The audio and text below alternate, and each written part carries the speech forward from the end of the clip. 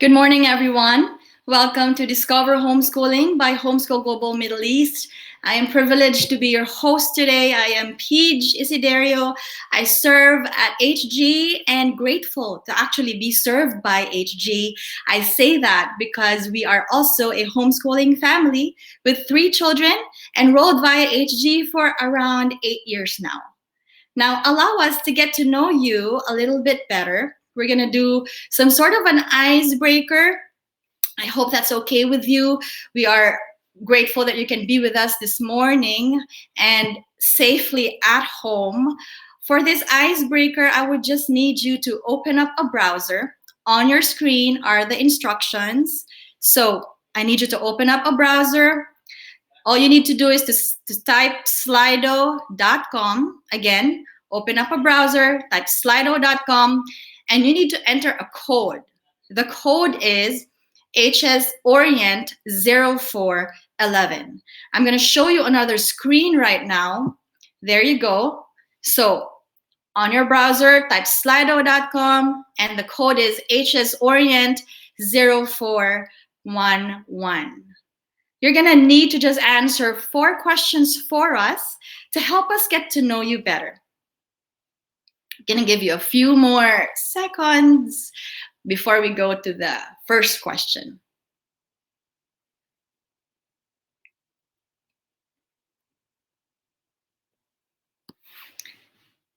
For those of you who are just logging in, we have started our icebreaker, and you need to go to a browser and type slido.com. The event code is HSOrient0411. We're just going to do this together, answer 4 questions before we start our orientation day.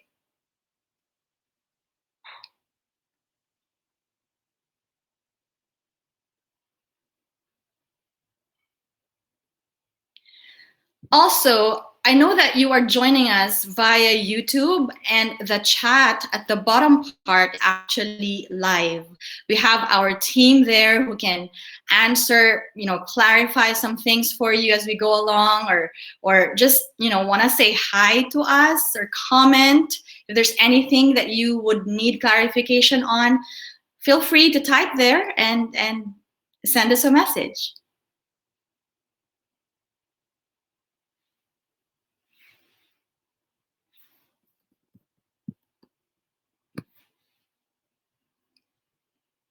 Again, for those of you who are just logging in, we are now starting Discover Homeschooling by Homeschool Global Middle East, and we are just about to start an icebreaker. And on your screen is the instruction to join. You need to open up slido.com on your browser, enter the event code HSOrient0411, and these are just easy questions to allow us to get to know you better.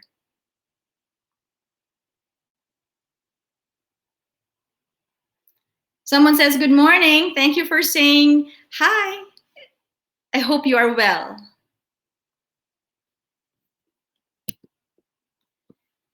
The Erhas family says, good morning. Thank you for joining us this morning.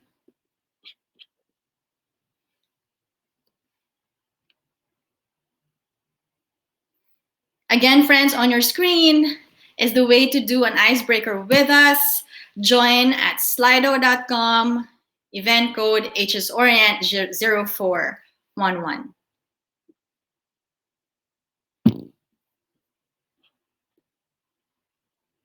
We are almost ready to ask the first question. It's very easy. Where are you from? So you can type your nationality or probably a location where you are right now. So just type in there, where are you from? Okay, so we have people from Oman, UAE, Dubai, the Philippines, if you are a Filipino. But yes, thank you for being here this morning. We welcome you. Okay, we have also from Riyadh. Welcome everyone. I'm a Filipino currently in Dubai. I see that. Welcome. Planet Earth. Yes. We are very blessed. Hope you all are safe at this time. Abu Dhabi. Great. Welcome. Al-Ain. So most of you are actually from the UAE. We have someone from California, USA as well. If you are actually there or you're Filipino, yes, you are there. Okay, welcome everyone. Okay, this is now more interesting. The next question on your screen. Hi, from India. We have someone from India as well. The next question now, so question number 2, is what is the grade level of your child? Now, you may choose more than one if you have multiple children, and which is such a blessing. So we want to see our audience this morning. So I see, okay, 75% from elementary, 57%, okay, grades 4 to 6. Preschool is at 18%. So most of you all are from grades 4 to 6.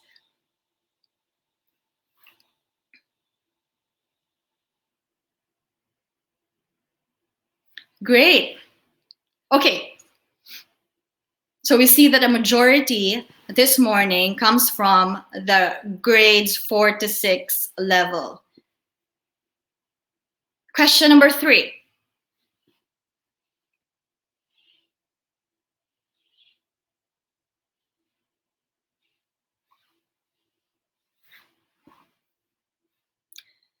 Okay, back up a bit. How did you hear about HG is our next question. Did you find us via the website? Did someone actually talk to you about us? Social media? Okay, this is interesting. Most of you have heard about HG from someone, from a friend. Great. Great to know about this. Okay. And then, so most of you are referred to us by a friend or maybe someone that you've, who's homeschooling already and have talked to you about homeschooling. And then the next one would be most of you found us also from the website. Now we only have one more question to end this icebreaker. And the last question is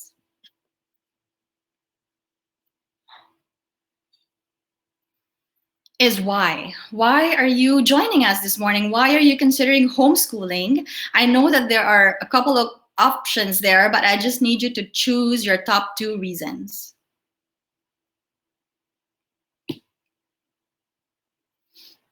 Okay, 100% right now is because of the current pandemic. It's great to hear that you've been hearing positive feedback about homeschooling.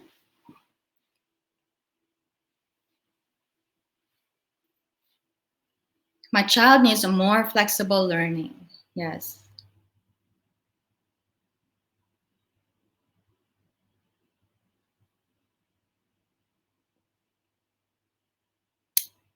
Wow, okay. Let me wait a little bit more. But it looks like it's following the how did you hear about HG? And the reason that you've heard why you're here this morning is actually because you've been hearing positive feedback about homeschooling. Yay! That's great. And then, of course, followed by the current situation right now.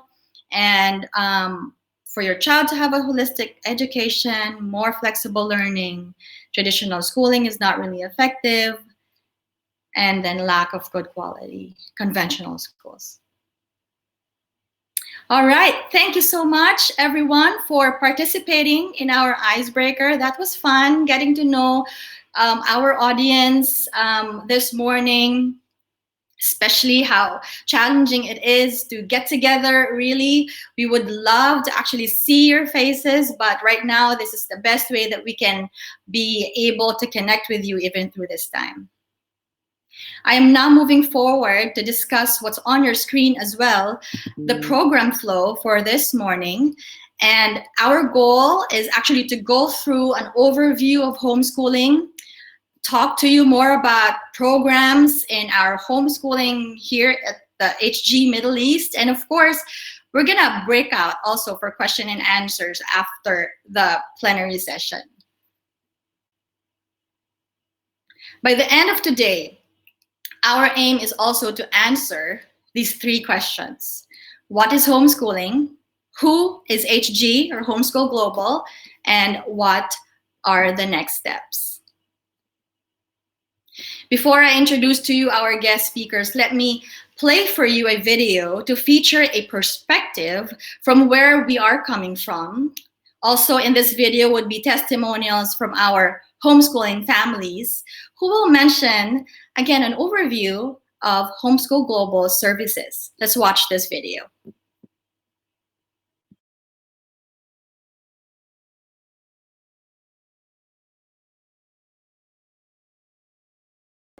Nine hours a day, 5 days a week, 200 days a year. The average amount of time your child spends in school, vulnerable to bullying, depressing circumstances, and peer pressure. 384 hours, or 16 days.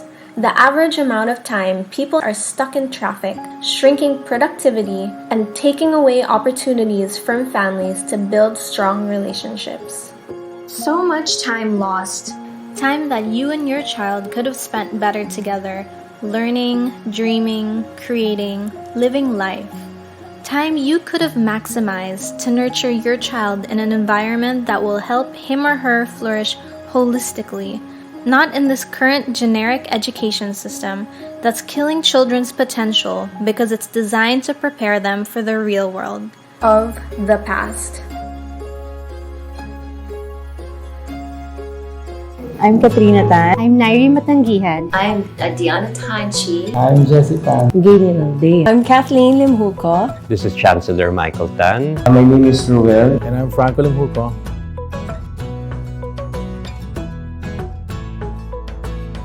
Our children were attending a traditional school, and they were pretty exhausted every day from the travel, also from the assignments. Common problem in terms of waking up so early in the morning, ubos yung time, pagod na yung anak namin, pag-uwi, late na, kinabukasan, they need again to prepare. Simone, as a toddler, she was very calm. Then the moment that we enrolled her in school, she became more rowdy, and I could just see a shift in her personality. I was parang less of an influence in her life. And then I knew that, we had to be more active in how to raise them. We had to be more intentional in the way we raised them. It was something parang God just placed in our hearts to do. I believe that we only have one shot at being good parents for children, and homeschooling gives us that avenue. What made us decide To homeschool. be able to communicate better with our kids and to see them magkaroon ng foundation according to sa gusto namin and how they should grow up. Hesitant talaga ako was because my mother-in-law is actually a principal. Being in an institution, school institution, so parang I felt that time that it's like doubting her profession, and I know na medyo she'll be the one na mahihirapan kami to convince to homeschool. In homeschooling, you don't have the artificial divide of classroom equals education and then outside of classroom is free time or ano. I would say with homeschooling, you're on life mode all the time. And the education part is part of life. It's seamless because it's at home. You're setting your mind is always ready to take something new. Every parent should have the power of choice to give his or her child the best education, a right of every child. Homeschool Global is here to help you. Homeschooling has been the best decision in our lives. When you homeschool together, you become closer as a family. So they became best friends. And when I see them now, homeschooling their children with enthusiasm and the kids responding, because of homeschool, the different gifts and abilities of the children, they can develop them. I have amazing artist grandchildren, musicians, athletes, because they have time to develop those special gifts and abilities. My mother-in-law said, I'm glad you homeschooled the kids because they're growing up to be respectful, tapos they're very loving. So, the fact na yung unang hesitation ko is the one na nag-affirm on our homeschooling journey. I guess homeschooling really is a cut above traditional education. People think that homeschooling is just in the home. It's not true. We get to go everywhere with the kids. I think that's the advantage of homeschooling. We get to go to museums anytime we want. We get to go do activities anytime we want. We get to travel the world with them and have no schedule to follow. HG just gave us a lot of options, activities outside of the classroom, which we really appreciated. It was not only classroom or home-based. They got to go out. Classes would be in HG. Some classes would be outside of HG. But there's so many options. We have the best advisors, and the times that we do meet, it's quality time that's given to us, and the kid adores everyone there in the homeschool, but most especially the people who help us on much more hands-on. Yun yung isa sa strength ni HG. Kasi they always give us training sa lahat ng kailangan namin. You don't need to worry kapag sa HG ka. Natuto kami sa parenting because of homeschooling.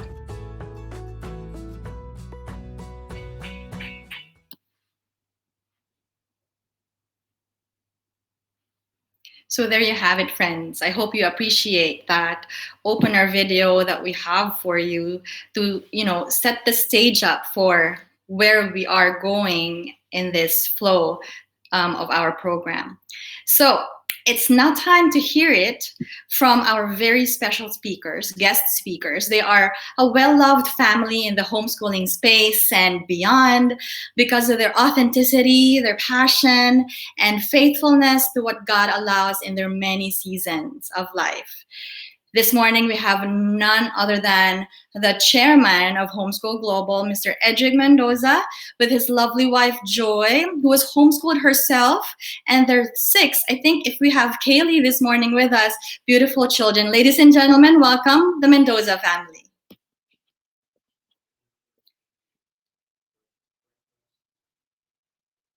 Hello.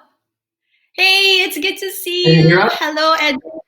Yes, I can hear you. Hello, Edric. Hi, Joy, Elijah, Eden, Titus, Tiana, Catalina, and no, Kaylee's not here. Kaylee's not here. Baby will not survive in this call. Welcome, Edric. Welcome, Mendoza family. So we shall now hear more from Edric as they start off by talking about what is homeschooling and why. And so Edric, just take it away. Thank you for being here. Appreciate it. Yeah, thanks for having us, Paige. So we have our whole bunch here for a few seconds or minutes just to help maybe open up the viewpoints we have as far as homeschooling. So you hear it from the homeschooled children themselves. So we're going to ask them what they like about homeschooling, and then we're going to let them go out of the room and focus our conversation on the agenda at hand. You will have Joy, myself, and Elijah remaining after this round. So we'll start with the youngest. Introduce yourself, how old you are, and what you like about homeschooling. Go ahead. So my name is Catalina. I'm 6 years old. What I like about homeschooling is that that we get a homeschool quiet and be able to be together. Like sometimes my dad helps my sister Tiana, and gotta do it together.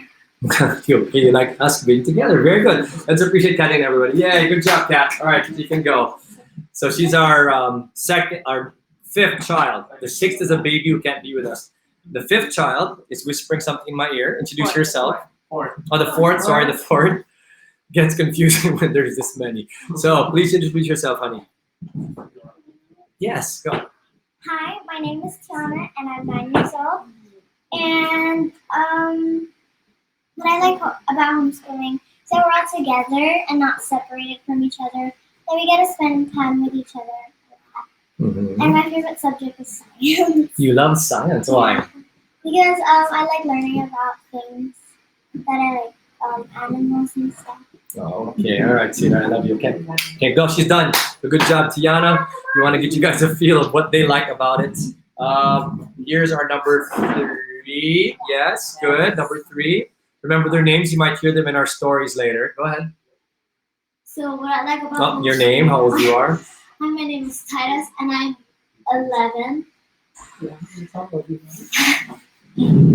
And what I like about homeschooling is we get to spend time as a family a lot, and we get to do more things. Like we get to bike around sometimes, and we play downstairs.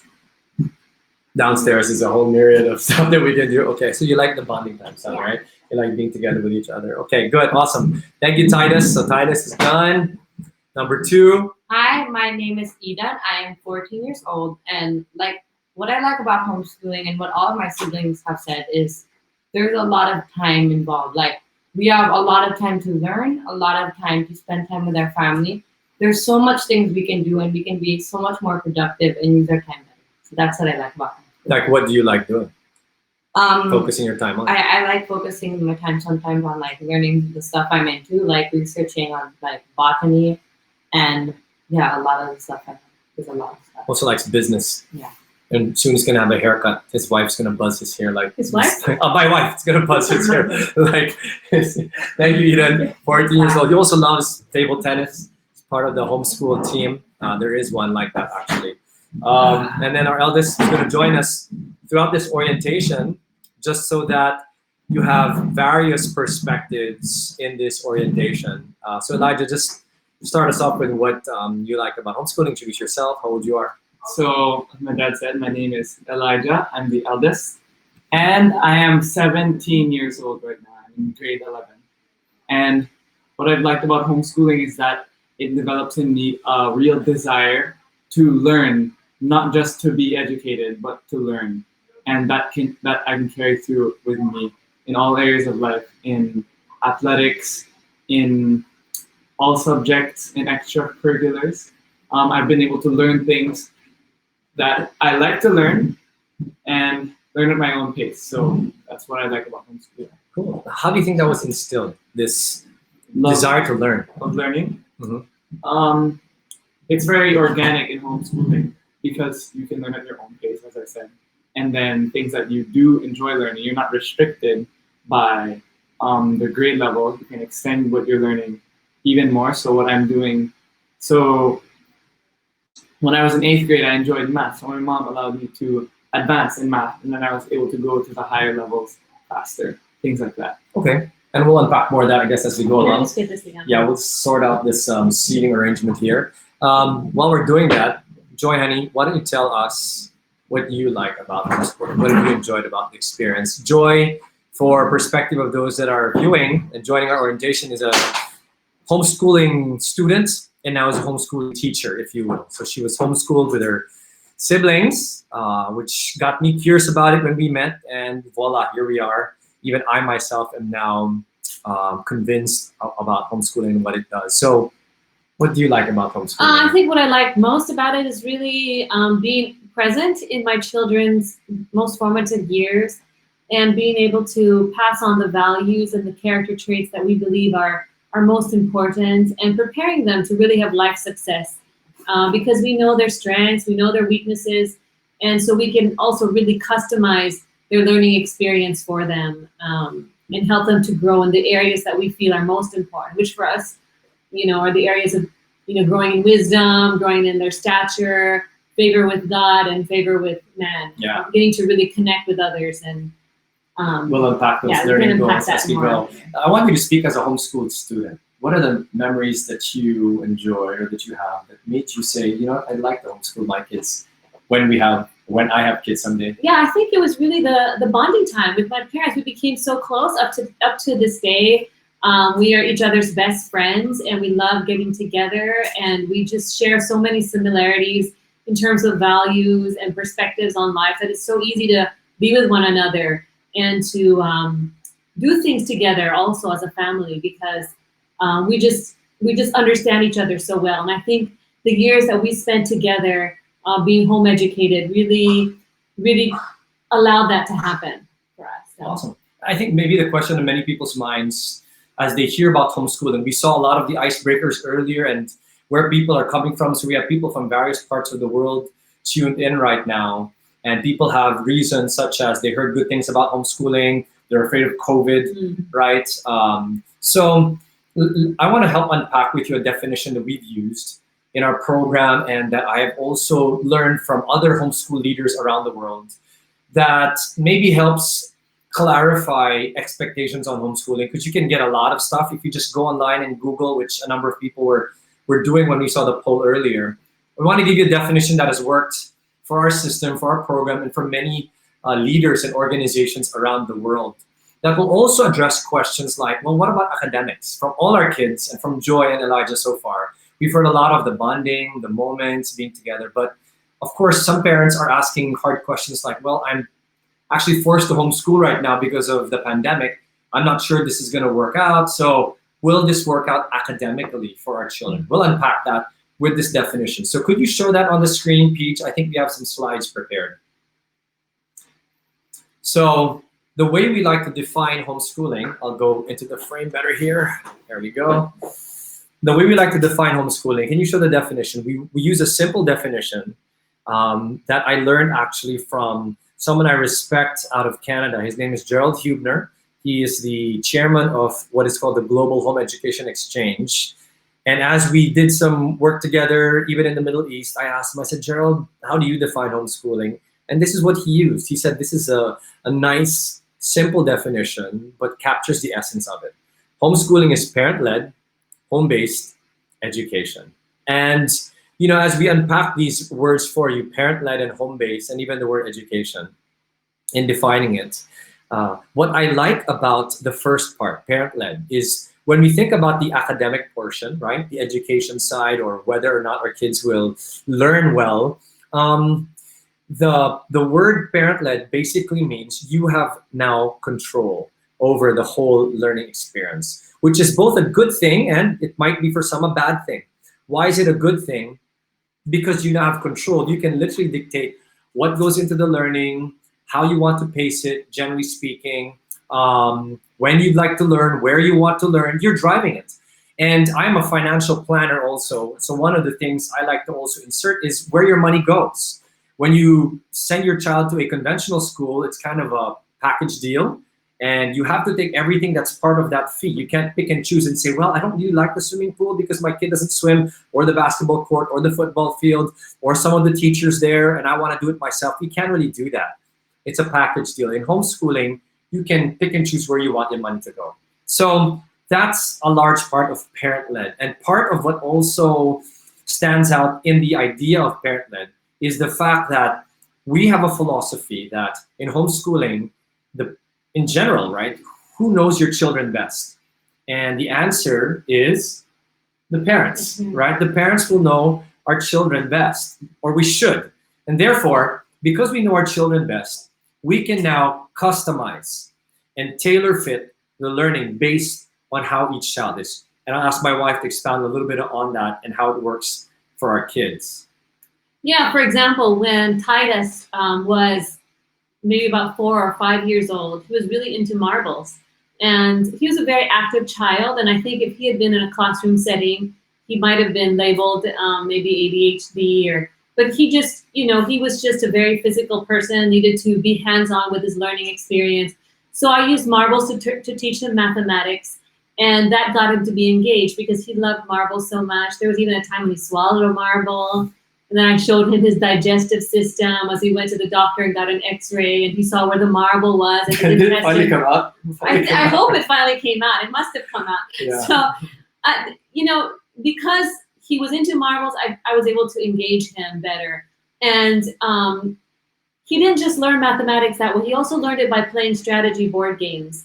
Now, when you're in a conventional school, it's everything's based on the lesson plan, and the pace is based on the schedule that is dictated by the school. When you're homeschooling, you can identify, how does my child learn best? And based on the way that they learn best, this is how I will present the material, and this is how they will retain the content better. So Titus, for example, he was not even in elementary, and he wanted to join the strategy board games that his older brothers were playing. But these games, the minimum age, you know, they have a minimum age on the box. It said something like maybe 9 or 10 years old, because it assumed that you had certain math skills in place. However, because he was interested in playing, and it was in the context of play, he forced himself to learn arithmetic. He forced himself to learn how to add, how to subtract, how to multiply, even divide. And so that when he actually started getting into his textbooks for his level in math, he was able to teach himself. Up to now, he teaches himself mathematics. But that's just an example of how you don't do things the cookie cutter way. Whereas when you go to school, right, it's like everyone has to learn this way. You have to sit a certain way. You're facing a certain direction. With your children, it doesn't have to be a cookie cutter approach, because you know they're all unique, and because you know them best, you know you can present the context to them. I mean, the content to them in a way that is interesting and engaging. Right. So Elijah, how did you experience the customizing, if you will, of the education for you when you were growing? How did mom, from your lens, lead it and guide it and set up the environment for you to learn? So what yeah, interests? Mom would, like she said, with Titus, she helped create learning by what he liked. And same thing happened with me. She started me out with simple, concrete things. What did you like? Games. And then she taught me how to add and read with airplanes and dinosaurs, because that's what I liked. And then you really like dinosaurs. As I grew right? older, she noticed that I had an interest in coding. So eventually, she found an online course that helped me learn, and I was able to develop my skills in coding. And I've been able to help even in my dad's business now with some website design and stuff because of what mom did to help me get started with that customized track.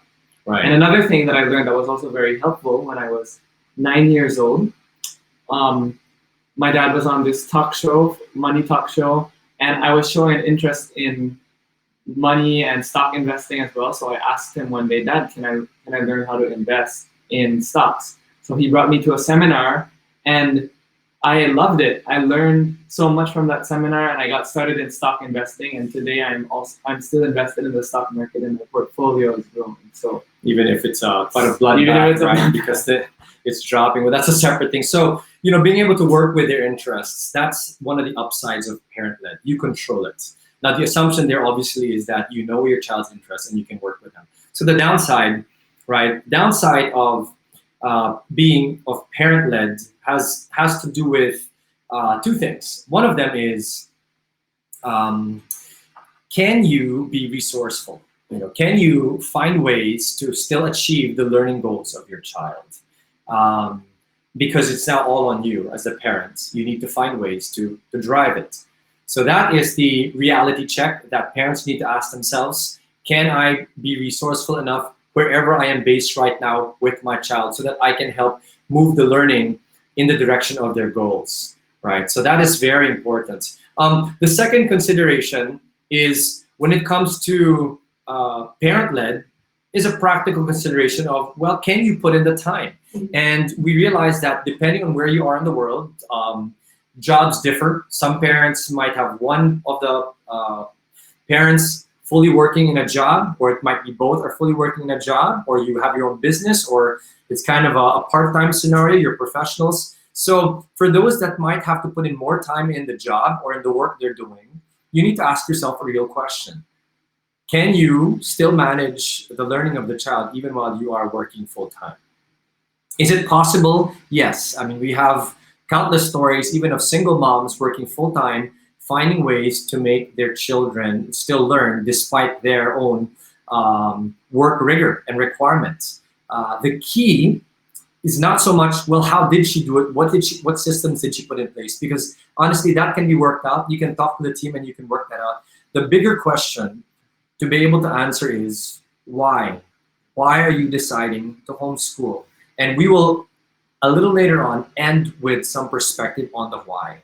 It is so important to answer that why, because if that why is clear, whether you are both working full-time, whether you're a single parent right now who's working full-time, or you're entrepreneurs and you have complete flexibility of the time, whichever your scenario, the why will drive the means in which you will be able to actually put in the time and find ways to help your child keep learning towards their learning goals, right? It does help that at HG, for example, there's infrastructure to guide you. For example, we actually have options where you have online teachers who are actually going to help teach your children. You have online advisors. So the burden is not all on you to now put in all the hours of teaching every single subject and all of the content. And in fact, on that note, before we move into the home-based part of the definition, Joy, you want to tell them, how do you unpack the material for the children when you learn? Because I think many people will think, oh, in school, here's the textbook, I need to cover everything, I need to master everything in order for me to teach it. Well, I think one of the advantages of homeschooling in this day and age is a lot of the material is written and conceptualized with the parent in mind, where the publishers know that it's going to be taught by a parent, it's going to be parent-led. So all the answer keys, even how to present and teach the material, it's usually built into the curriculum. And then some parents, they opt to do a mix of some technology-based for maybe subjects they're not as comfortable with, like mathematics, language arts, or some of them it's all technology-based for the older levels, and then it's not so many books. So it really depends on the mix that makes most sense for your context, your lifestyle as well. But I think it's a great comfort to know that there are many resources also available online. Like for Elijah, he is taking up, what are you taking up for math now? Differential calculus, and I'm using this online resource called Khan Academy that my mom helped connect me with, because of course she is not equipped for those kind of things. I think after 5th grade, she started saying, you know what, just go online, look up some videos on how to do your stuff, and I'll just give you the books, and you're on your own. Okay. So Khan Academy, I recommend this to countless parents. It's a free site. And my kids have become so good at mathematics, not because of me, not because I'm such a good math teacher, but because there are resources like Khan Academy available to help teach my kids. And so going back to what Edric was saying, how do you present the material? What material do you use? It really depends on, first, what level your child is in, and then how much preparation time you can give. Because if you can't give a lot of preparation time because you're both working, then you want to choose a material or a curriculum that, you just kind of open it up when you're going to teach your kids, you read from it, you discuss, or it's technology based. And when it comes to the quizzes, the tests, most of the time, those things are built in. So don't be worried. You know what? I grade his advanced physics tests, and I don't even know all the stuff that he's learning in advanced physics because he teaches himself. But because the answer keys are there, if there's a mistake, I'm able to discuss the answers with him, or what the right answer should be. So the learning still happens by God's grace, is what I'm saying. So in spite of me. So be encouraged. All right. So let's move to home-based. Home-based should be a lot easier. So parent-led has everything to do with you're driving it.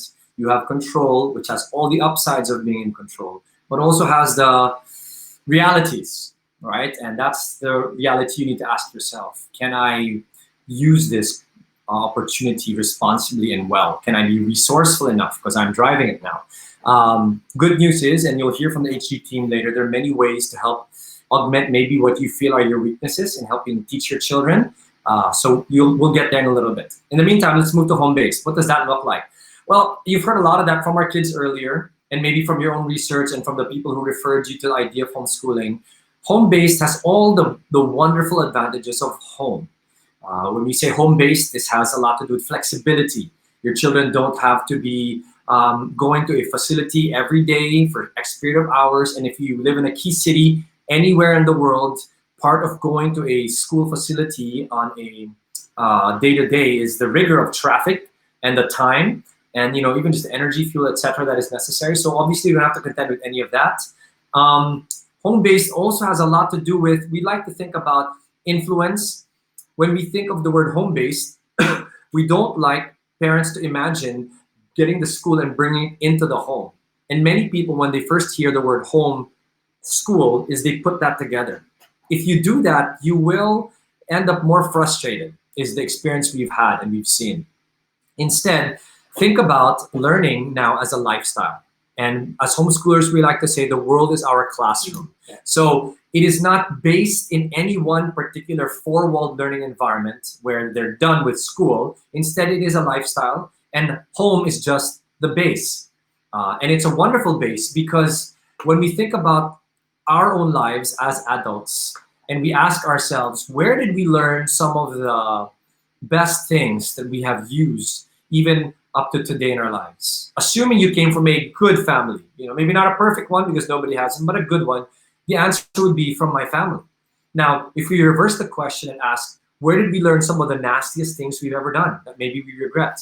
I'd like to assume safely that, assuming again you had a good, decent family, not a perfect one, but a good one, you did not learn it from your family, you learned it from outside. So home-based also has this novel idea of the most important things, the values, the principles, the character we want to help shape in our children are going to now be primarily influenced by us as parents and the family dynamic.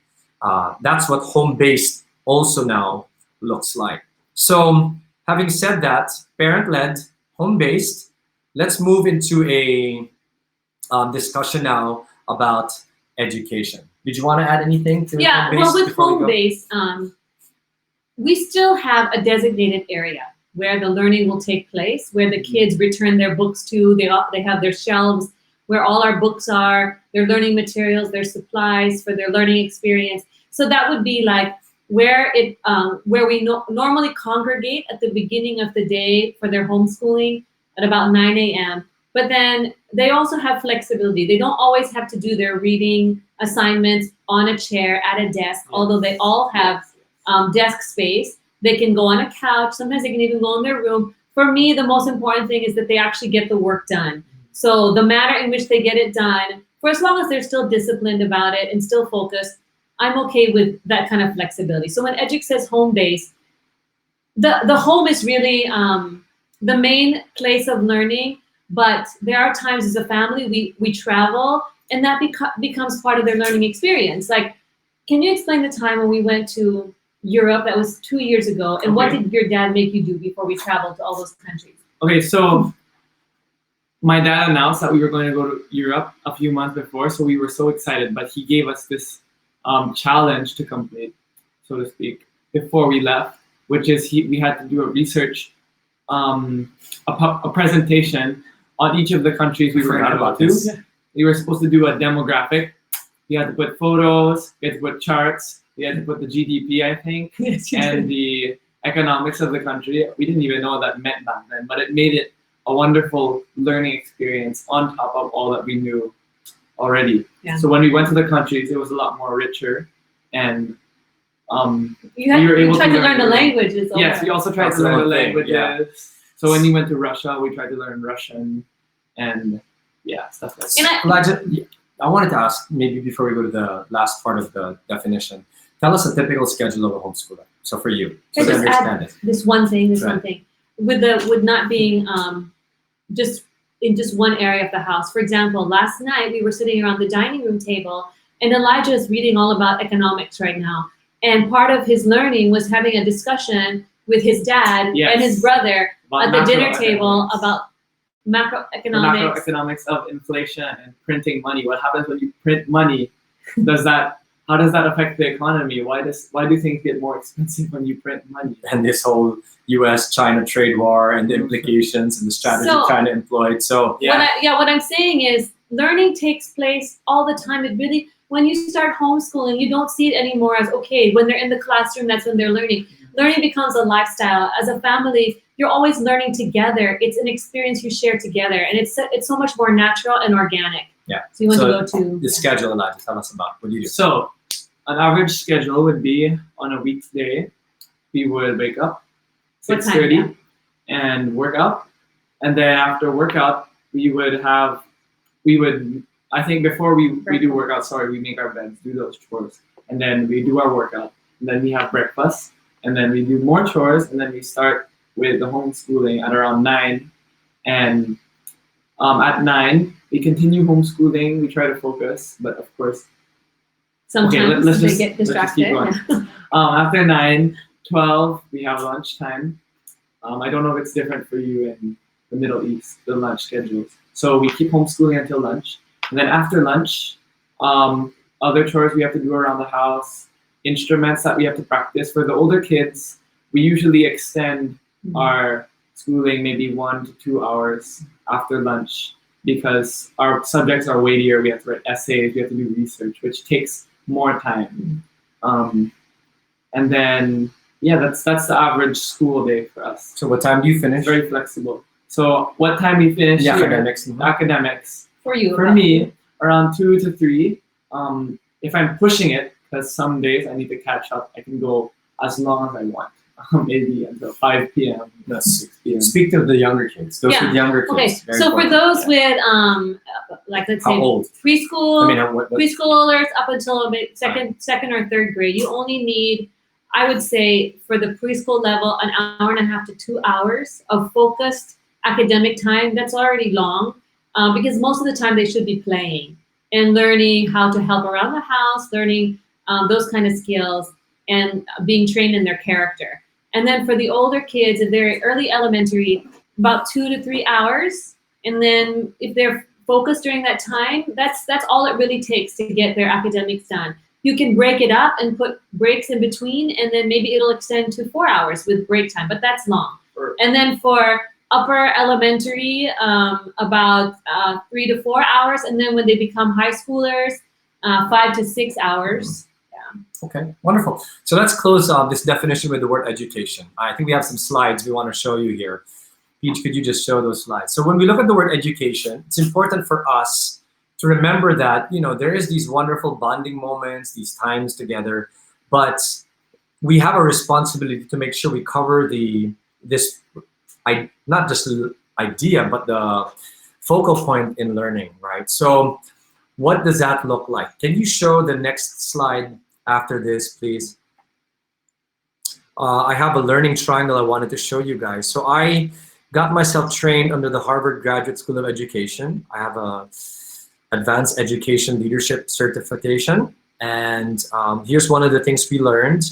In today's world, when you look at education, this is how children will learn. Can you click away and show the components? This is called the instructional core from Professor Richard Elmore. There's a teacher, there's a student, and then there's the content.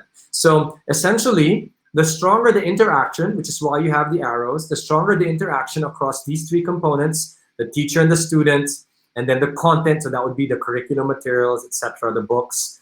The stronger the interaction across all 3, naturally, the greater is the instruction. Now, what has happened is, in today's world, it's a little different because before, when I was in school, and maybe those of my generation, the teacher had to know pretty much everything. And as a student, I would now be dependent on my teacher to give me that stuff because there was no other way for me to get access to the information apart from maybe the book, which we were both learning, and I had to learn through the teacher. But because of the way that the world has changed, you will see that the core has now changed. Can you show the difference now, please? The core is now different, where instead of a teacher, we now use the word facilitator.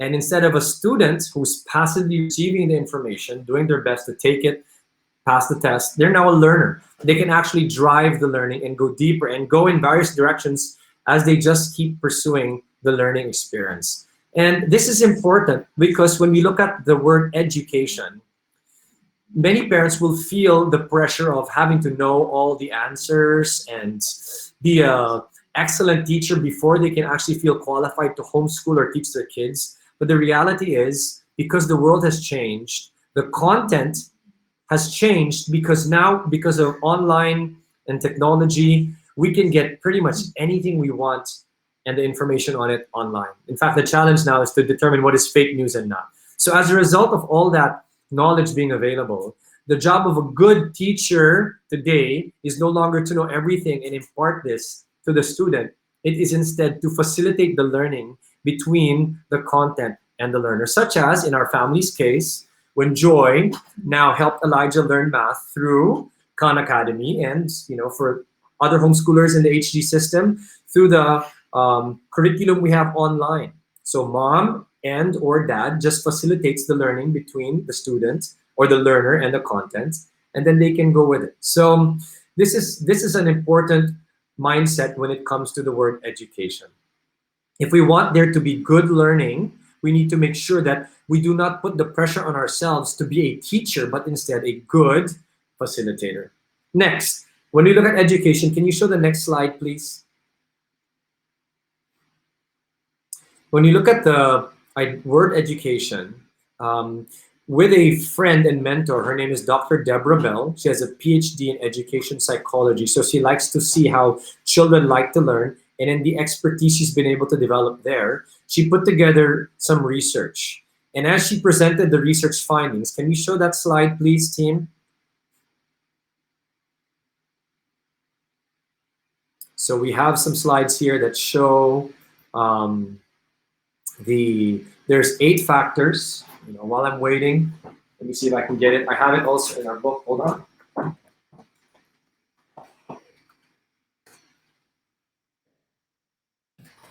So Joy and I authored a book, and inspired by Dr. Deborah Bell's best-selling book in the US called The Ultimate Guide to Homeschooling. We actually got her to give some comments as well on this localized version, the Philippine version. Here is what we found. There are 8 factors in the research that Dr. Deb put together that show how children learn best today. What are the factors that will help children learn best today? And there's 8 of them. And the question which I encourage you as parents to ask while I read it or show it to you would be, is the environment my child is in right now, does it have those 8 factors? So here they are. Right. I don't think you can. Not sure if you can read them. Let's Yeah, read. I'll read it to you guys and wait for the team. There you go. Thank you, team. So those are the 8 factors. They believe their teacher and fellow students care about them. They have opportunities to pursue their interests. They can make choices and decisions about their learning. They can observe other students who model what success looks like. That's a very important factor, the right modeling. Number 5, they have a teacher who's available to provide feedback and encouragement. Number 6, the work they're asked to do is matched with what they're ready to learn. Number 7, they can experience, and this is another powerful thing which you've heard in even Elijah's stories, what they're studying firsthand. So he goes and travels with us. We go around, and our kids experience things. They have plenty of physical activity, sunshine, and fresh air. So here's her conclusion. When Dr. Deb Bell presented this at a conference that I attended 4 years ago in Brazil, she said, here's what they have found as researchers, at least in this particular study. She said, the best environment that achieves all of these things are, can we show that slide, please? If you were to build a school from the ground up. So she quotes a line, and we will see that in the slide here. If not, I'll read it to you guys. She said in that conference, if we could build the ideal learning environment, there we go, school, if we would build a school from the ground up, based on what research shows about how children learn best today, we would build a home. So arguably, when we use this definition and put the word education, we have seen that it is one of the best, if not the best, learning environment for our children because it has all of those 8 factors in place. So we take the learning seriously, even as we love the bonding and the richness of those experiences. And we thought that it'd be very important to share to parents the fact that even the way we define it includes that vital factor. So once again, homeschooling is parent-led, home-based education. And we've just unpacked that for you guys. We want to now show a couple of slides that show, the breadth of what we've been able to do. So you guys can just show us those slides. And then we'll wrap up our portion by talking about why. I did say earlier we would cover the why and how important the why is in your decision, because until you've figured out your why, then not just in the education space, but even in the parenting space, you're going to be wandering until you kind of trial and error, right? And there might be disastrous consequences to that approach. So it's good that you have your why clear up front. And as you see the why, if homeschooling becomes a way to achieve that why, or the end goal for your parenting and the learning journey of your children, then it is a good reason for you to now pursue it. And you will find ways, whether you are, again, both working or single parents, or you're flexible in your environment. That is what is important. So do we want to show that map, team, or we're going to go straight to the why, and then we'll have you guys cover that in the details of HG services. Right. Okay. So here's the why for our family. I'm going to have you hear it from the heartbeat of my wife, because she really is the one who poured her life and energy into the children and teaching them. I covered the character, talked about the Bible and some of the development of their physical giftings, but the academics, Joy really was at the core of it. So baby, why? Well, Why I want to did you ask do what you did? Elijah Oh, okay. why, because Elijah had the option when we were thinking about whether we will homeschool him through 11th and Senior high 12th school. grade, if he would continue homeschooling, or if we should send him already to maybe Ateneo, or one option was the British School or Faith Academy, and maybe he can answer. Schools in the Philippines, Yeah. is what Joy is citing as examples. Yeah. So we were looking at a couple of options, and actually I got accepted into one of them because I applied for something there. And when we were discussing this, it was a long, hard conversation, but we realized eventually that the reason why we do homeschooling, it's not just because learning is awesome in homeschooling. It's not just because we have so much flexibility and free time. It's because homeschooling allows our parents, in this precious time that we have together, to pass down the most important things that they believe about life, our values, our core values as a family. And the homeschooling environment provides the most conducive element to provide that. So that's our why. That's my why, at least. That's why I chose to stay homeschooled even through the senior high school years. One of the reasons. Yeah, well, for me, I look back on our homeschooling years, and I think it's been one of the best decisions we've ever made as a family. It's not been a perfect journey. There have been seasons when it's been extremely difficult and challenging, and the only reason why we continued was because many years ago, Edric and I really thought through what kind of children do we want to raise?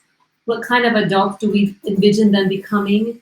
What do we want our kids to be 10, 20 years from now? And from there, we decided what really makes sense. Like, how should we parent them? How should we educate them? Because I don't think the question should first be, should I homeschool or send my kids to a conventional school? That's really secondary. It's a secondary question to, to what end am I parenting my children? And for us, it was really, we wanted to raise our children to love God, to know Him, to have a personal relationship with Him, to really obey Him and to follow Him and to serve Him, and then to use all their talents and gifts for His glory. And we thought, if we sent them to school, it's possible that that could also happen. It's just that there are so many competing influences and so many other philosophies that are not aligned with what we believe are most important for them to learn. And so we would always have to undo that if they came home each day and they picked up ideas from their peers or from their teachers or from the institution that wasn't aligned with what we believed in. We would always have to undo it every day, and it would be so much harder to influence them because we didn't have that time with them to really, connect with them and build strong relationships with them. So for me, the why has been really to raise our kids to really love God. And because of that, I think everything else has followed. When we said, okay, we're going to really teach our kids to love God, then that would also mean that we would teach them to obey us and to respect us. And, some of the kids are better at this than others because some of the younger ones are still in process. But as the kids got older and older, you could see that their heart was really to obey and to respect. And so it became easier to teach them because I could tell them, it's time to do your homeschooling. And they would sit down and they would focus. And if they weren't focused and I corrected them, they would apologize and try to improve. And so I don't think that we would have the privilege of being able to influence their hearts in this way if we sent them away to school and for so many hours of the day they were gone and we couldn't really connect with them until maybe in the evenings, and it wouldn't even be quality time. So that's been our why, and I think so far I have no regrets. Last year I almost gave up because I went through major surgery where my life was actually in danger, and the recovery from that surgery was so difficult. And I said to my husband for the first time ever, because I never imagined I would ever say it, but I said to him, maybe we should send the kids to school because I don't think I can do this. I don't think I can give the time and the focus and the attention that the kids need, because I was raising an infant, I had a baby, and I was also recovering from major surgery. And I just broke down and was crying to my husband. But you know, God really comforted me because he asked me, God asked me, he said, you know, Joy, why did you decide to homeschool in the first place? And if you know your why, don't worry, because I'll be the one to give you the capacity. And he always has, like, he's really provided the grace every day. And our days are not perfect. You know, there's days that we don't cover as much material as I hope we will, but somehow God allows us to make it up the next day. And somehow we're already coming to the end of their school year. They started in September, and they have about 2 or 3 weeks left. So they're finishing actually pretty early, thanks to the COVID quarantine season.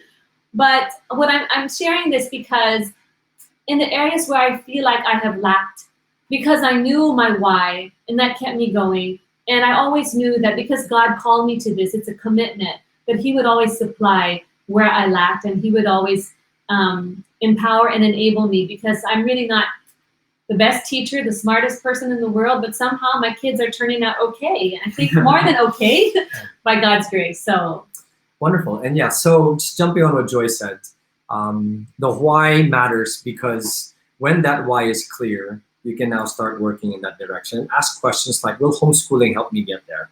As Joy shared, for our family and for many families across the HG system and around the world, Deuteronomy 6:4-7 has been a key verse, which talks about loving the Lord your God with all your heart, soul, and strength.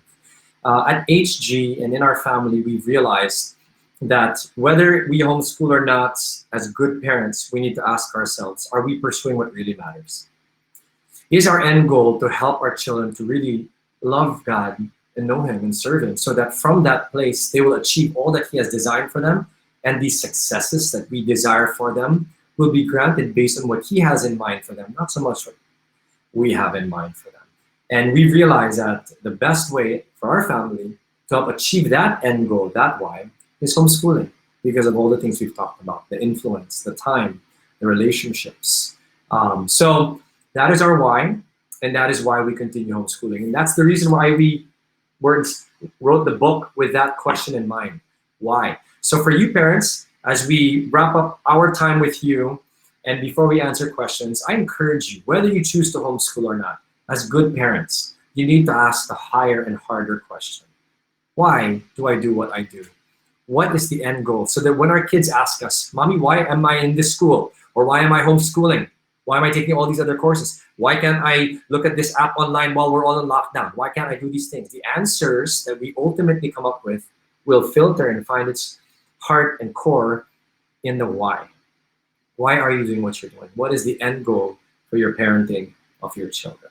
So we'll now go to the questions from those that are on this call, and then we'll turn you over to the team who will give you some practical things. We've been reading a number of questions on the chat here, and we've tried to answer a few as we've gone along. A number of them can be addressed by our team in this portion where we will turn it over to Peach. But we want to answer some of them. Go ahead, Peach. Do you have questions you wanted to field or throw our way? Super wonderful. From your perspective. Thank you, Edric, Joy, Elijah, and the family. But I just want to start off by asking what most of our families usually ask. And it's about, what if both parents are working? So, because the usual setup here in the Middle East is that both parents are working, they have limited space. So can you talk to us about that? Does the space need to have, the desks for each child? Does it have to be perfect at the beginning? But how did you set it all up? Right. So the straight answer is no. Do you need to have big space? Do you need to be someone full-time working? I mean, full-time at home? The answer is no. But let's qualify that, right? If you are both working, as I was saying earlier, the why will drive you. But on a very practical note, how can it work for people who are both working? If you saw the diagram I showed earlier of the facilitator, learner, and content, at HG, you'll hear from the team later, there are online options, platforms that your child can engage so that even as you're working, they're now learning from peers or from an advisor or from a teacher, depending on which service you want, so that the learning carries on even if you are working. And then you can now augment that by checking on the progress at the end of the day, or by doing it on the weekend when you have more time and pouring through it. So is it possible? Yes. Will it be difficult? It depends really on your family and your dynamic. But like I said, the more important question is make sure that your learning end goal is the reason that is driving you, right? We have seen people, and I'll be very honest and straight, if it is a quick fix, I really not sure. I just want to try and see if it works out for me. You can do that, but that might be more of a struggle because the expectations that you have for what it will do for your family is not clear. So make sure that that is clear. Bakit ba? In Filipino, bakit ko ba gagawin ito? Ano ba yung dahilan? What is the main reason why? You need to raise it higher so that that's what will drive you through it and drive you to it and through it. No? Yeah, I wanted to say that, a lot of times it also depends on the age of your child. It's much easier to homeschool with just a little bit of time if you're both working when your kids are in the younger levels. But if as they grow up, they're going to need more time. And so if you're pulling them out from conventional school and they've never experienced homeschooling, there's going to be a period where they're going to have to adjust if they're just going to be doing everything online. So you're going to have to help them through that. But eventually they will, if they have good reading and comprehension and they know how to articulate themselves in written form or orally, they can homeschool themselves. That's what Elijah does. But in the younger years, when they are not yet readers, and usually kids are not excellent readers yet until about grade 3. And that's when they really have better vocabulary. That's where they really, really become very good at reading, ideally. So in those younger years, you need to be more present to facilitate their learning experience, which means you're going to have to be more hands-on. And so if you can give at least 2 hours to 3 hours of your day when you get home from work to go over the materials with your children, then you can still work and homeschool. However, you're going to have to figure out, what are my children going to be doing the rest of the day while I'm working? Because in the Middle East, what happens is most families who are with both parents working, the kids are just at home. So who's going to be watching your children? Who's going to be supervising them? What will they be doing if you're going to be teaching them later on in the day? Because you still want to make sure they're productive and you don't want them to just be on gadgets and using their time that way. And I think, Peach, you and the team will talk about how that looks for you because you're on the ground there. You and the team will explain, well, how do you work that out? Because, you can work with other families. The beauty of HG is it's a community, right? So it's not like you're absolutely learning all on your own by yourself with your child. So they'll talk a little bit about how to make those dynamics work out. But that lends some perspective on what does it look like if you're both working. As far as the space is concerned, as long as there's an area where they can actually do the work, like the dining table or the living room. You can double up, the dining table, part of their rooms where they're staying in. You might be able to have a dual bed and desk type arrangement there. It is just try not to keep it messy. It can be anywhere. My siblings study on their bed. They study under the bed sometimes. Oh yeah. There's because the world is our classroom. Even when we go out, we bring our books along with us. We can study in coffee shops where we go. So it's really not limited. The point libraries, that my mom, museums, areas there. The point that my mom shared earlier is just to have organization. Right. Make sure it's not all over the place because then that inhibits the learning rather than supplementing. Great. Now, so we're hearing some questions here. I'll jump into the speech before you ask your question. I think this is an important one. What about religion? right? So in HG's system, we have several thousand students around the world of various religious backgrounds. We have Catholic, Christian, Muslim, Buddhist, Hindus. We have Jehovah's Witnesses. For those who are aware of Iglesia ni Cristo from the Philippines, we have some of those religious backgrounds as well. So religion is not a requirement to homeschool in HG system, and the team will talk about this later. The why we shared as a family earlier is, again, personal to us. And it is a reason that we've also seen with people who share the same faith, but it is by no means a requirement for families to enter HG. Now, I have a really good friend who's a Muslim, who, well, she's not a super good friend, but we connect online quite a bit. And she actually, her values are the same in the sense that she really also wants to raise her kids with the right character, with the right principles, to be men and women of integrity, pass it on, right? To be men and women who love God. And so for her, there's no conflict. And she also has a lot of Muslim friends who are also homeschooling in our program. And we really, in fact, we just gave a talk to the Muslim community some months ago. It was a great time. Because I think what you'll find in homeschooling is that the parents who homeschool their kids are very intentional. No matter what their religious background, they want what's best for their kids. They want to make sure that they raise their kids with the values that they believe are important. And because of these similarities, it really feels like one big family, no matter what your background is. Right. Now, is it compulsory to do the Christian materials, right? Christian materials, that you might hear from the team later on in HG is like in any Christian institution, right? So, for example, I came from a Catholic school in the Philippines, and all the students there, I had a Muslim classmates, I had people of different religions. So they went through the religious part of the education as an academic exercise.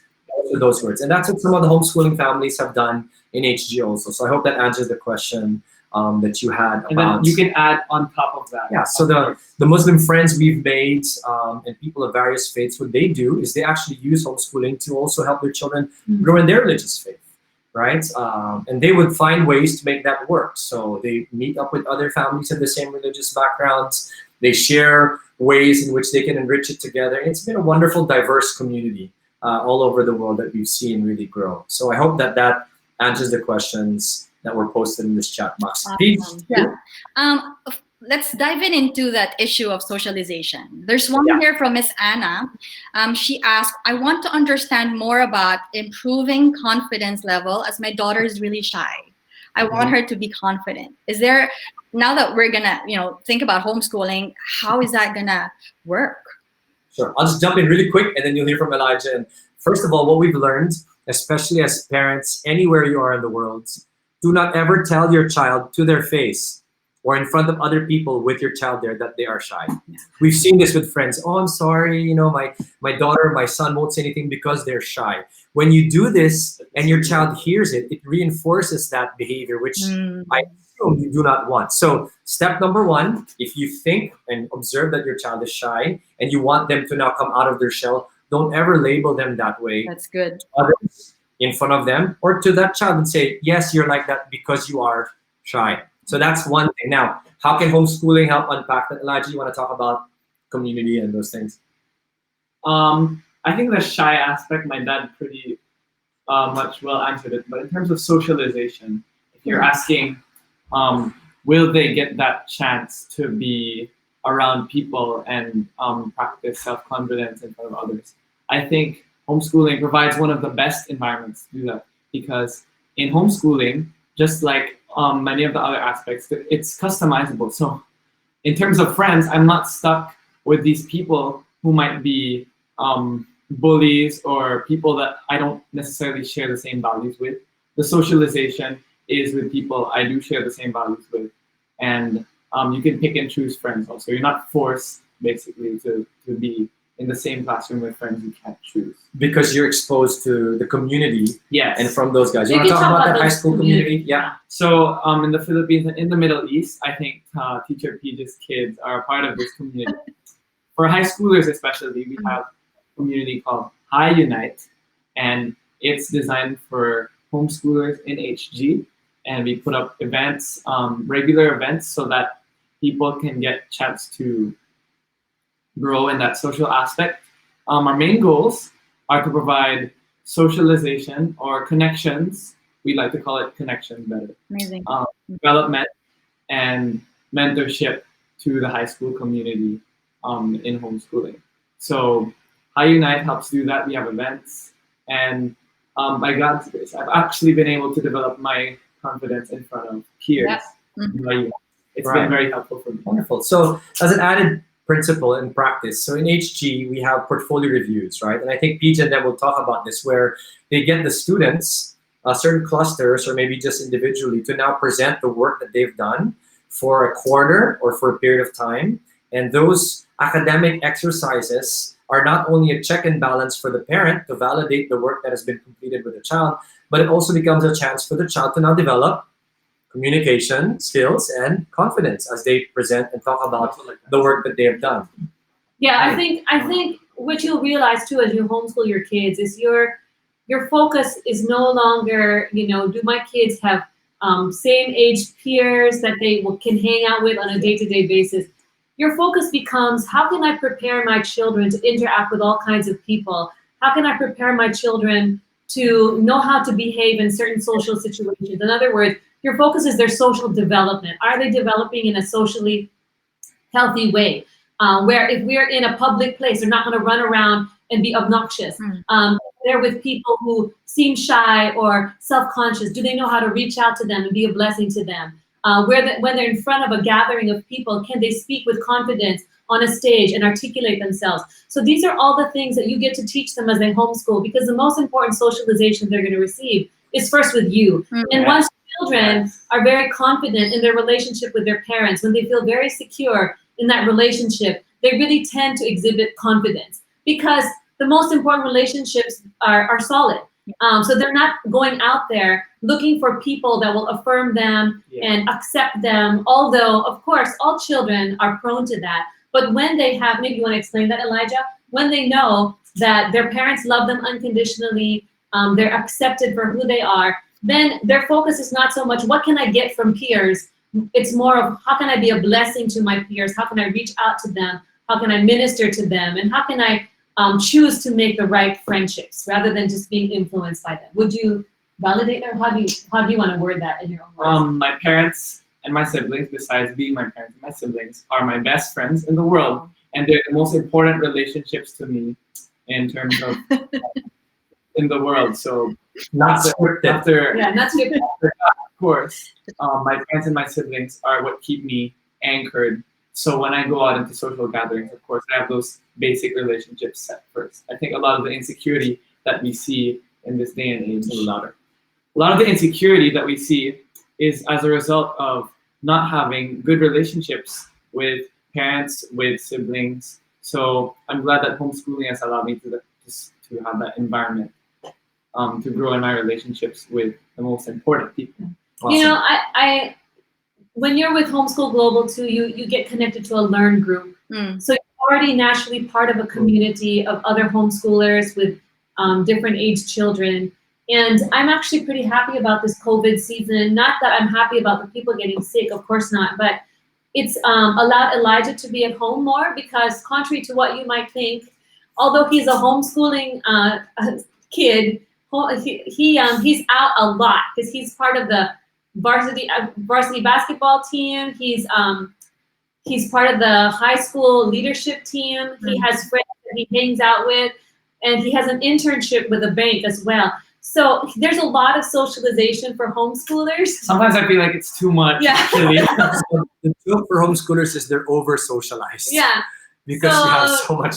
There's many opportunities to socialize. So don't worry about that. But just being very realistic, I'll speak from my heart as a parent. Just make sure that you are intentional and resourceful, because the reality is, the child can have distorted social skills if they're locked up and they don't really interact with anybody, and even the parents can't engage the children properly. So that's a reality check you'll have to answer or ask yourselves as you consider homeschooling and the socialization portion. So great. Yeah, I just would like to have one more question with you guys, if that's okay. And that is from Ms. Josine Joy Gatchalian. How do you handle many kids, homeschooling, 3 to 4 kids? And I think that is perfect for your setup, for your family. So multi-level. So how do you work with? Multi-level. You want to talk about the material lens itself across ages, and do you go one by one or all together? Go. It is not that easy to homeschool multiple children, but it's not impossible. It's good. So the key is you focus on the younger ones first at the beginning of the day because they'll get done faster. And then while you're focusing on the younger ones, the older ones can do some independent work, whether it's reading a history book or a science material. And then afterwards, you can discuss with the older ones what they've been learning. At the beginning, there's going to be a challenge because you're trying to set up your schedule and trying to figure out your dynamic. So give yourself some time to adjust. And what you want to do is when you pick your materials, you should pick like for your character curriculum, it can be one curriculum for all the kids. It doesn't have to be per level because character can be the same for all the levels. And then history can also be shared among your children, and even science. If they're not yet in high school, but they're all like elementary down to the preschool level, you can cover science together. So that will make it easier for you. You don't have to do all the subjects. You don't have to do one book per subject, per level, per child. There are some materials, and the academic advisors will explain this, where you can do combined teaching for several students. Does that answer the question? And the older kids, the more independent ones, like my brother, he's a very good teacher. He helps with the younger kids. Wow. So actually, the point where it kind of gets hard, but as the kids get older, it kind of gets easier because mom has less to worry about because she can't anymore teach us. So we're forced to learn on our own, whether we like it or not. But also the older kids, as they've learned to become independent learners, they're also able to teach the younger kids because I can teach my younger kids, siblings, spelling, I can teach them basic addition. I think you always have to assume that your child has the God-given capacity to learn. And when that's your starting point, then you don't always spoon feed them. Like there'll be times when I tell my kids, you know what? You can figure that out on your own. If you really need mommy, I'm here. But you try to figure it out on your own first. And when I give them that leeway, they actually feel challenged and they'll try their best to figure it out. And if they can't do it, then of course I'm there as a facilitator. Elijah. Keep it from descending into a madhouse. My mom and dad have made sure that they have instilled in us the principle of discipline and obedience. That's, I think, a very key component of keeping it sane in the house. Because otherwise, we can all be running around doing nothing. Some of us would be on our gadgets. Others would be just monkeying around playing Lego or whatever.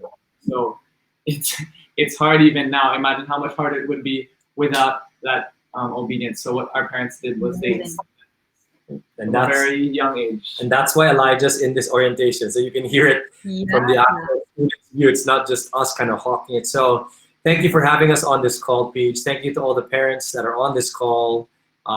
Curious about homeschooling. We hope we gave some perspective on what homeschooling looks like, and very important, the why, right? So many of the other details on the services and nuances will be answered by the team. Like someone asked about what universities have the homeschoolers gone into. You know, there's quite a number. If you go on our website, you'll see a number of them. They've gone to the top universities in the Philippines, some of the top universities in the US. So yeah, we'll turn it over to you guys now. Remember, parents, wherever you are, whether you choose to homeschool or not, you need to answer what is your why, so that why will drive the decisions and the rest of your parenting and learning journey. So God bless you guys. Thank you so much, Edric, Joy, Elijah. God bless you. See you soon. See you soon. Bye. All right. Okay.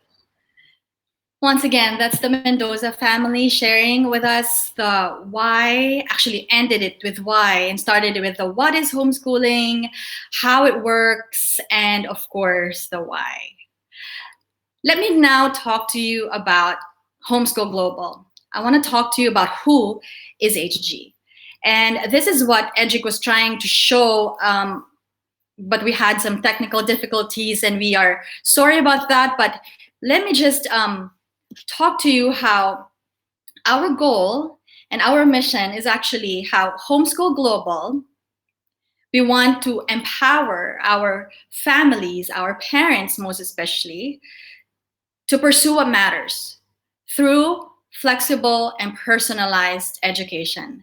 Now, for those of you who have been asking about curriculum and learning programs and how these are all going to be answered, we are going to have a breakout session after this plenary. I'm going to give you instructions of where to go, and maybe you're thinking, okay, the Zoom links are actually going to two different programs. I'm going to be explaining that in a bit. So I suggest that you engage in the next few slides because I'm going to be talking more specifically about our program. Starting off with what you see on your screen, how we've had the privilege to be around for 20 years now.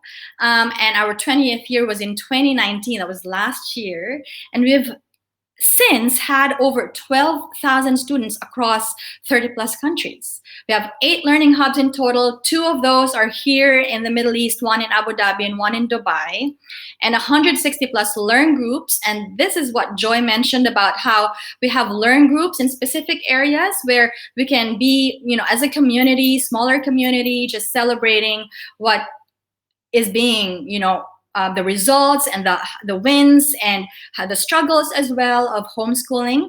But what I need you to focus on from this slide now is how we take accreditation seriously. You would see on your left side the accreditations that we work with. We are with a DepEd accreditation and a US accreditation. And so when you think about, okay, if I register with HG, I have 2 options of accreditation, and that is the Philippine accreditation and the US accreditation. Now, how does that work? What we've done is that we've partnered with schools that are registered to give these accreditations. So for the Philippine accreditation, we have registered, or we are partnered with the Masters Academy. And then for the US accreditation, we are partners with Wellspring Christian Family Schools in Maryland, USA. So that's the one on your right side, the partner schools. Again, we have 2 accreditations that you can choose from. And how this works is that at the end of the school year, you are going to receive documents, report cards, transcripts, everything you need to show that you've enrolled and have been accredited for that year. And the documents would be from these accrediting schools, the partner schools, WCFS in Maryland for the US accreditation, and TMA, the Masters Academy, for the Philippine accreditation. What you see at the bottom is a Learning Center partner. We have this sort of a facility that we use where we meet with our families, where we have the trainings for them. It's called IQ Modern Learning Center. Joy and Edric talked about the portfolio reviews, how the children meet with an advisor, and this is where it happens. So we have a facility in Dubai. We also have a facility in Abu Dhabi. Now, I would like to talk about how in the past 20 years, we've been really blessed to serve families from around the world. And we want to share what the formula is. And this will help us personalize our children's education. And I would like to include myself because I want to remember also that I am a homeschooling parent, homeschooling 3 teenagers. And just like what Joy said, it's not easy, but it's in the end, it's very rewarding, especially if you see how we are bonded as a family, how we've grown as a family, how me as a parent look at them differently now than before, because I need to be more intentional. I realize that it's all going to be on me and my husband, and it's exciting how we can prepare our children in that way. So on your screen right now is the HG formula, and this has actually kept us serving our families with the components such as learn, connect, shine, and equip. When we talk about learn, this is all about the academics. This is where, the services that we want to make sure are in place, since we are still about education, right? But more with education, with character, most of all in place. But under the Learn department, if we could call it, is the academic services, including accreditation, the record support, all that you need about assessment and other information about curriculum falls under Learn. And then the next one we have is Connect. And this is how we foster community, we foster socialization among our families. Under here are the Learn groups that we have set up in different parts of the Middle East, so that while we are not having a major event, Care of HG, that is under the Shine department, we are having smaller events like pocket sessions. Like during the week, we've had Learn groups just baking together, like a mom who's would want to share about how to cook or to bake muffins for this week would just rise up and call everyone and say, hey, let's just learn together. And even now with this situation that we are under, sort of a lockdown, we've seen our Learn group thrive actually, using Zoom, of course, and other online platforms to just continue on, strengthening each other and just learning together in that way. Now, I move on to the Shine, which is the department that is in charge of our major events, our signature events. And I will talk to you later about how we have, made sure that if you think about, okay, is my child gonna have a graduation? Or what about it's exciting because we have this version of the JS Senior Prom, but we call it Purity Ball, and we tag as that because we want to make sure that we highlight more the character of the event more than actually the activity. So that's Shine. And Equip, as mentioned also in our testimonials, this department provides the trainings that we have for our parents. So if you think about, how do I begin? Where do I start? How do I set up my home? How do I make sure that my goals are clear, right? Or how do I map my curriculum? All of that is going to be under the Equip, and that is the trainings that we have for our families. Now, I have a video for you to talk about flexible and personalized education programs. Maybe you're now thinking about, I want to try homeschooling, but we are both working. How will that work? What is the setup going to be? If I want to customize my curriculum, or if I don't like any of the guest work, like I don't want to think about customizing, can I just have a set curriculum instead? Is that possible? So in the last years we've been serving families, we've learned to curate our programs to address these. And so let's learn more about HG's flexible and personalized education programs through this video. Hi, my name is Great Mabuti, a homeschooling dad and an educator. Let me walk you through our 7 flexible and personalized education programs. Our homeschooling programs are ideal for parents who are blessed with the opportunity to be their child's primary learning facilitator. First is Touch. Touch is for parents who want to be hands-on in teaching their kids, using a customizable, curated curriculum with the help of their seasoned homeschool advisor. The learning advisor would meet with the child and the parent for a regular portfolio review. Tech is for parents who want to support their child's learning with digital tools and support. Open to grades 3 to 12, Tech Ignitia, under Alpha Omega publication, is designed for independent learners who will learn online. Parents can monitor and support their child's progress through this online platform.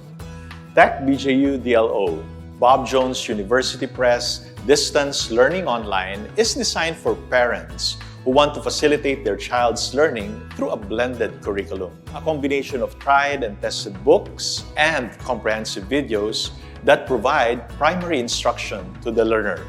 Our academy programs are for parents who want the benefits homeschooling provides, combined with the teacher and classroom support to the learner.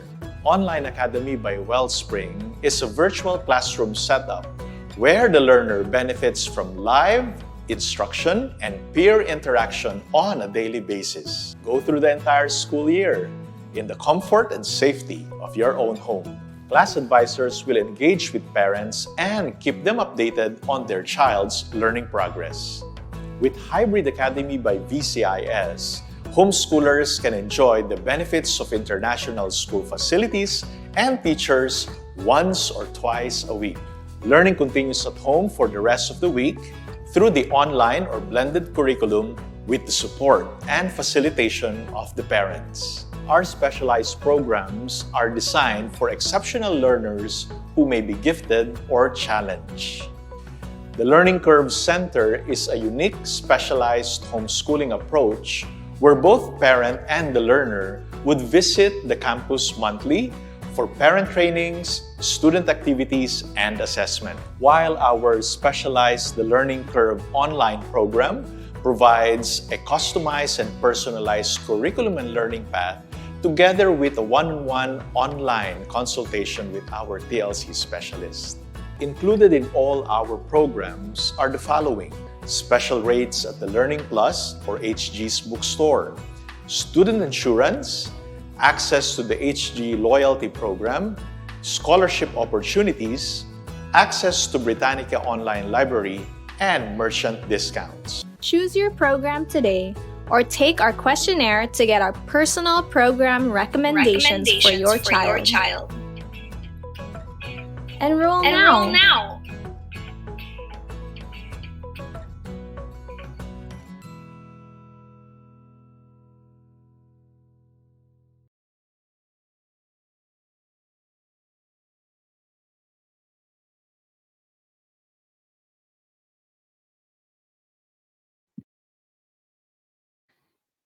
Okay, sorry about that. So that was our video to talk to you more about if you're thinking which program can I go to? If I may show once again this slide here, the one in orange. So we have 3 clusters to choose from, and realize how we have been. Our goal is to provide you with the flexible and more personalized education programs. If you think about a more hands-on approach, you go for the homeschooling cluster.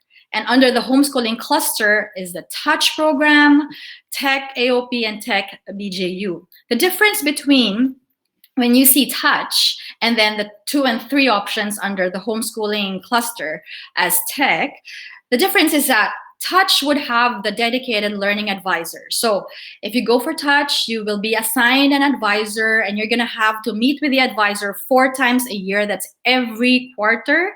What do? You do a portfolio review. You're gonna be trained for this. We're gonna talk to you more in detail about how this works. But I think what's important to realize now is where do you fall under, like which program track are you leaning towards? So under homeschooling, again, has more hands-on from the parent, and Touch has a dedicated learning advisor, and the curriculum under the Touch program is more customizable. Okay, does that mean I can choose any book that I like? Remember that we are working with an accrediting school. So that means you need to make sure, actually, we're gonna partner, we're gonna walk you through the steps to make sure that your curriculum is meeting the basic, the minimum requirements of your accrediting school. And so how do you customize that? Remember Elijah was talking about, he was taking this subject, but then you can add more to that. So that is how you can customize it. Another way to customize it is in the book list that you're going to receive if you're enrolling under Touch program, is that you're going to have options under each subject that's required. For example, under math, you will have one that's more, using the Singapore math approach. The other one is using more of a traditional math approach. So that is, again, another way of customizing your curriculum. Now, if you think about, I'm not sure I want to have that effort since it's already a big kind of like thinking about teaching my child, that's fine. Because under the Tech AOP and Tech BJU track, we have set curriculums for you to use. That's online based. All you need to do is at the beginning of the school year, when you register under Tech, AOP Tech, BJU, you're going to be given logins. And at the beginning of the day, the login for your child, the child would actually see already the tasks for the day. And then the quizzes are going to be there. Quarterly exams also would be online. And then while you don't have a dedicated learning advisor that's given to the Touch families, you have an advisor support. Actually, for all of the programs, it's not like, because a learning advisor is highlighted to be for the Touch families, we are set up, our team would actually we understand that it's not, homeschooling needs to be a community, and so we're here for you, to support you in different ways, be it in academics, in the events that we mount, in the learn groups, how we make sure that community is in place for our families. So once again, homeschooling has more parents control, more hands-on. The difference between Touch is that you can customize your curriculum. You have a dedicated learning advisor there. And for Tech, AOP Tech, BJU, you use an online platform. It's a set curriculum. And the tests and the quarterly exams are also online. Versus Touch, where you go and meet with your advisor 4 times a year to do a portfolio review. The academies, this is a wonderful way of just having the best of both worlds, homeschooling and classroom learning experience. So if we talk about the online academy, that is online learning. It's different from you're going to need to meet a learning advisor quarterly, but this happens online. Plus, you're going to have online classes too with a live professional certified teacher who's also going to be online.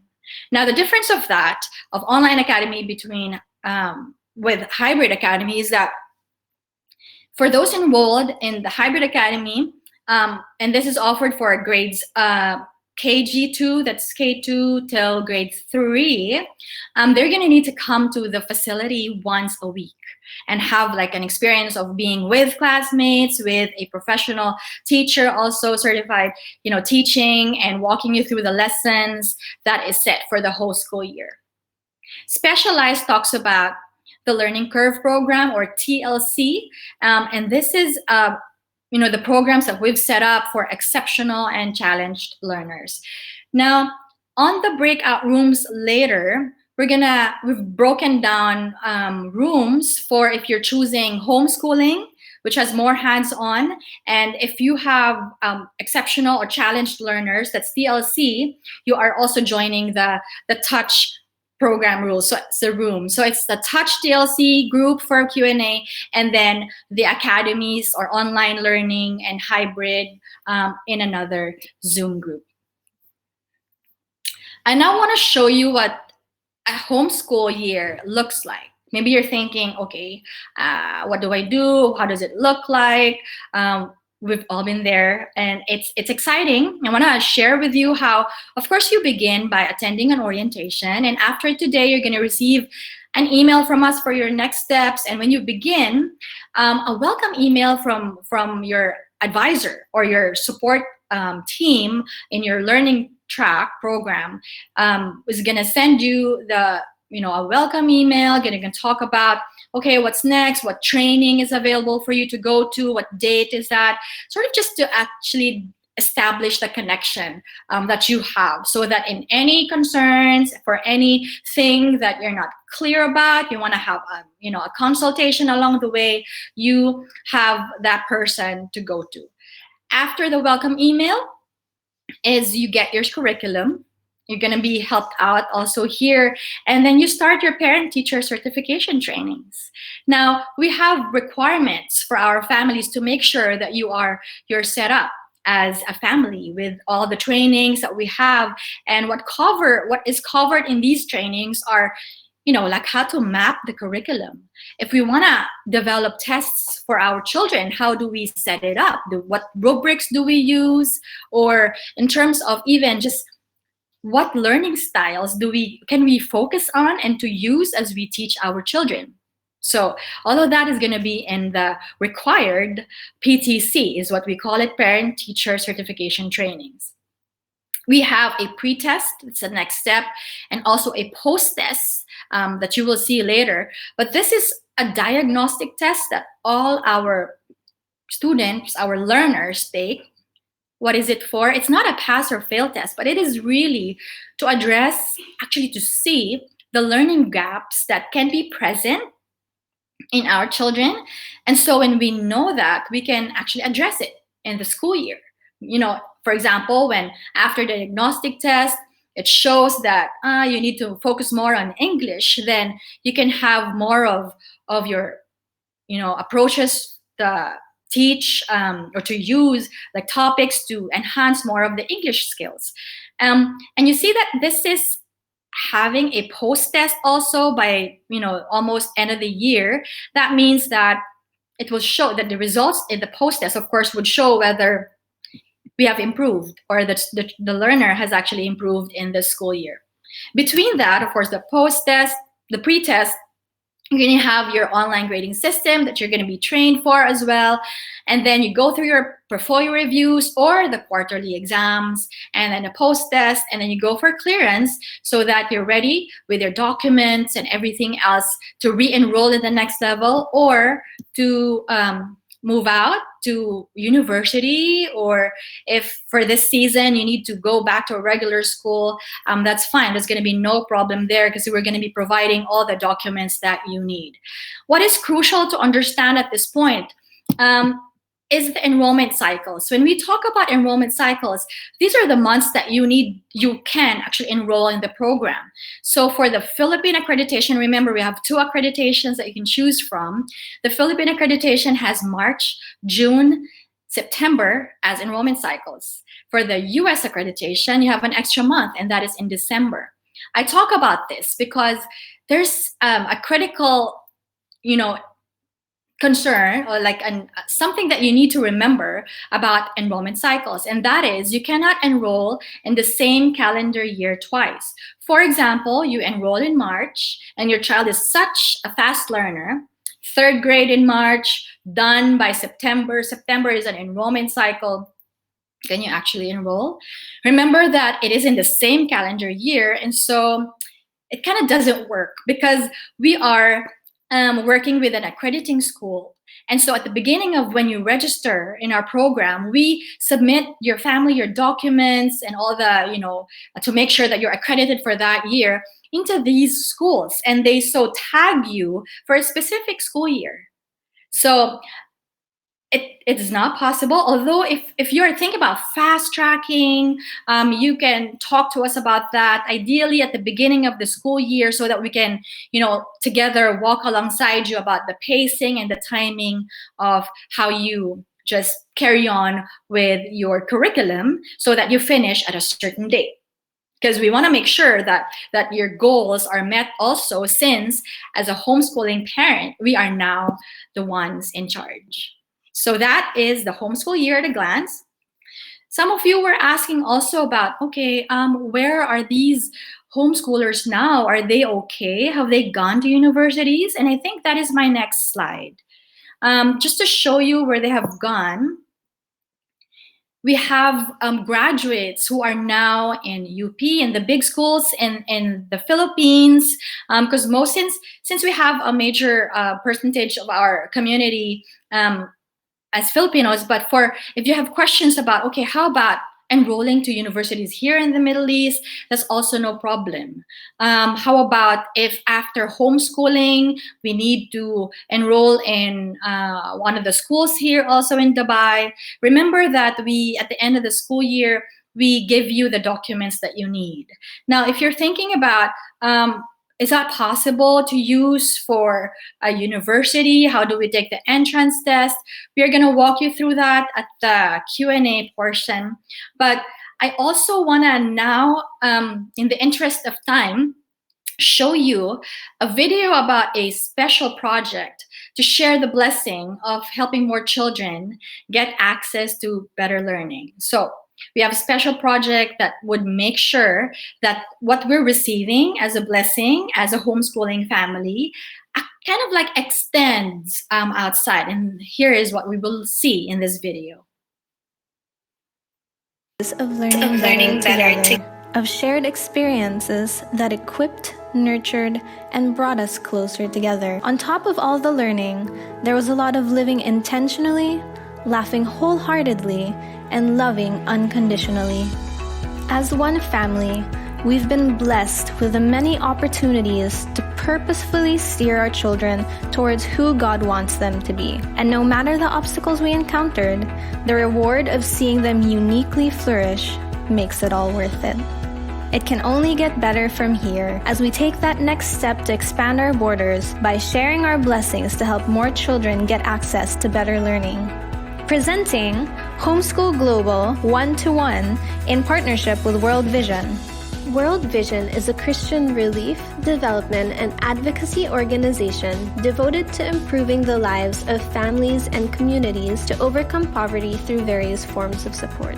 We now get to walk this journey not just further, but deeper. HG is committed to supporting the education of one orphaned, abandoned, or most vulnerable child on behalf of every enrolled family. HG families will also get to engage with these children by writing them letters and bonding with them in various events and activities that we will organize. There are many ways you can share your time, talent, and treasure to these orphaned, abandoned, and most vulnerable children. And we know that more than what we give is what we will receive, as we are gifted with the opportunity to help improve more lives and to witness more life transformations.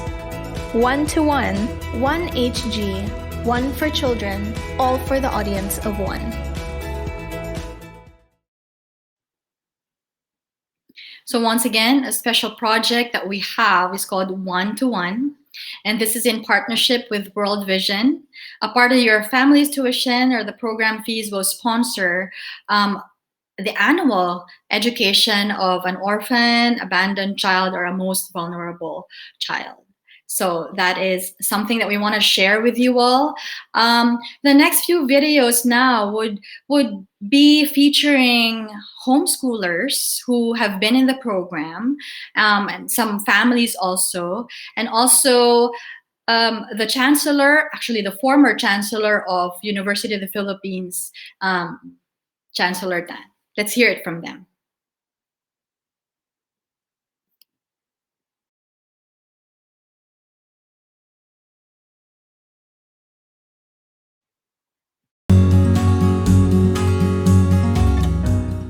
First year in Homeschool Global was quite an experience. We are miles away from Philippines, but following curriculum prescribed by DepEd and being a DepEd accredited school make us feel confident that our child is getting the same knowledge as everybody else from home. Parents have options to follow a different curriculum, as Homeschool Global follows an international customized curriculum. Another great experience at Homeschool Global is that their strong advisor support system. We are a first-year homeschool parents, but we never felt lost or left out because our advisor always see to it that all concerns are covered and taken care. We are also guided by the series of training that is conducted by the school in order for us to gain knowledge on how to go about homeschooling. And as a student, I felt that I learned more during homeschooling and also gained confidence to showcase my talents as a series of events were being held throughout the school year.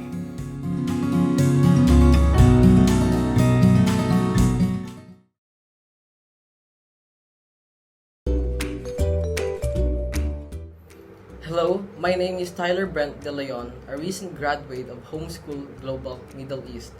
I have been accepted to New York University Shanghai with neural science or chemistry as my intended major. Homeschool Global Middle East gave me the opportunity to choose my own subjects. As a result, I ended up taking American history for my social. I became more independent, more mature, more disciplined, and a more hardworking person as a result of being homeschooled. Consequently, I had developed superior studying habits which helped me score in the 99th percentile in the SAT. Most importantly, I also had the privilege to pursue my interests outside of school. These include bodybuilding and volunteering in a pet clinic and the school for children with disabilities. The latter two helped me reaffirm my passions and convictions for the field of medicine. Now, if you are deciding whether you want to be homeschooled or not, I urge you to take this as a challenge in order for you to grow as a student and as an individual, and most importantly, for you to satisfy your intellectual curiosities.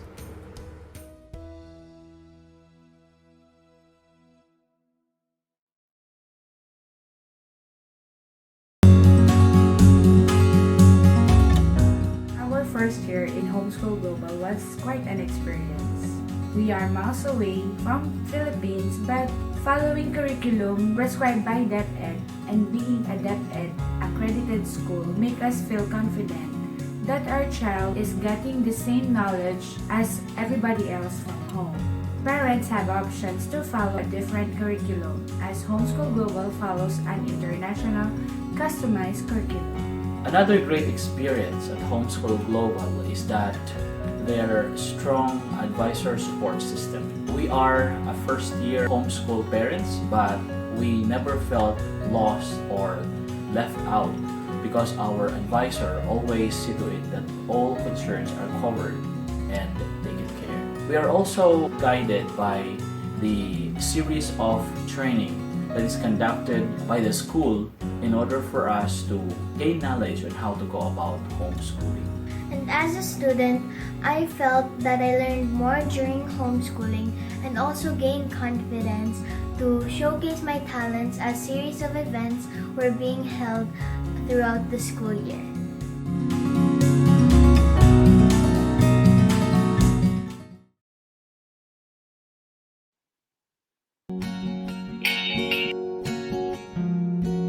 I still remember the orientation where the fathers are told the fathers have to be more firm, more strict, and supervised. But because I'm a solo parent, I think I end up with a blend of both. With Joaquin, you often have to be firm. There's the father role, but the flexibility I think has helped a lot as well. Yeah, the styles you end up employing all kinds of styles. I think because teaching is 24/7. You find opportunities to be an educator at the most unexpected times. You may be driving and you see something out there, and you talk about it. You can be at the beach and you go into educator mode as well. And so for those who are still considering homeschooling, I will tell you, I do not want to idolize it. It does involve a lot of blood, sweat, and tears. But it's well worth it. Really, the only way to find out is to jump into it. I suspect that in many cases the fears are unfounded. That you'll actually find it's not as daunting as it. The first year I remember was you're so tense about it, and then eventually it grows on you. It's courage and faith that you can do it, and it's the knowledge that you are giving the best. Because who would be the better teacher than the parent?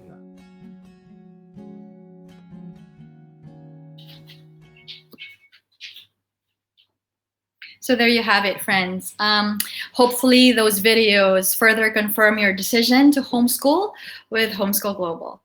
For your next steps, I need you to remember that you are to expect an email from your admissions officer regarding enrollment details. Choose a program, prepare your enrollment requirements, and enroll online via the link provided by your admissions officer.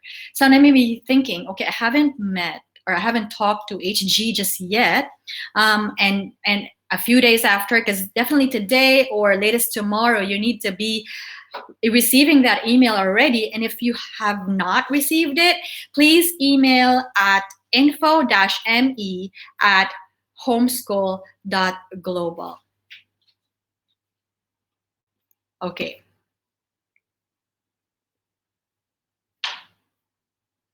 I think now we are ready to just break out almost, but because we wanted to improve our services and we wanted to hear how we did, we want to get your feedback. I need you to go and open up your browser once again and type in slido.com, the same event code as we used at the icebreaker earlier today. Just type in HS Orient 0411, and there should be 3 questions that you just need to briefly answer. And the results of this would really help us know how we did today and how we can improve in our services moving forward. So I'm gonna be spending 5 minutes to allow you give us feedback by again going to slido.com. Event code is HS Orient 0411, and 3 questions. Just 3 questions. Let's do it now.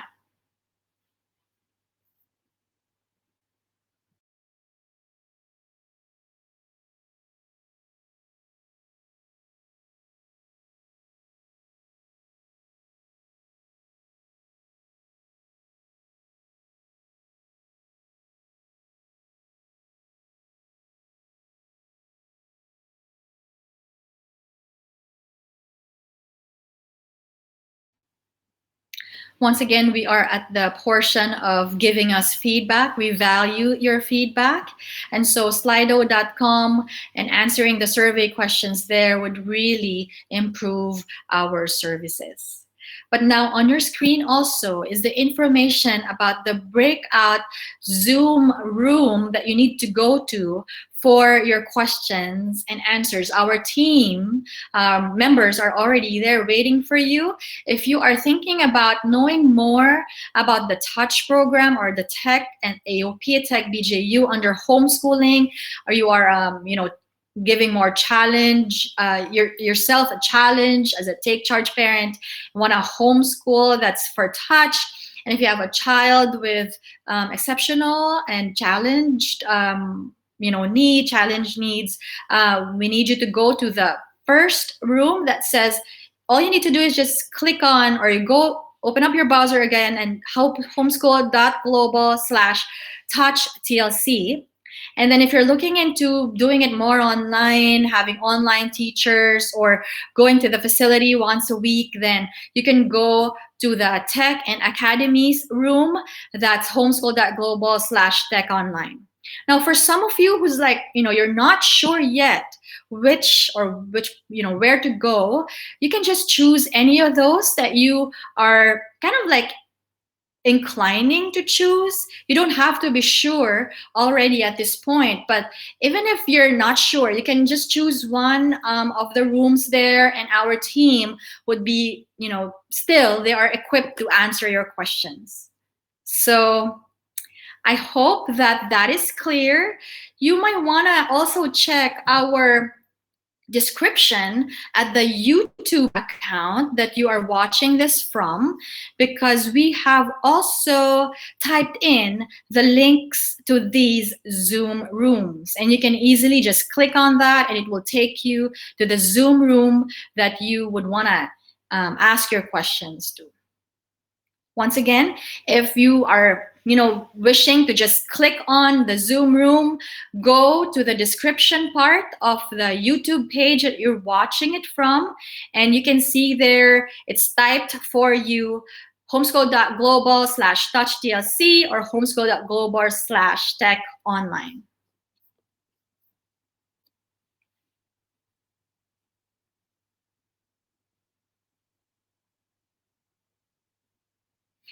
Okay.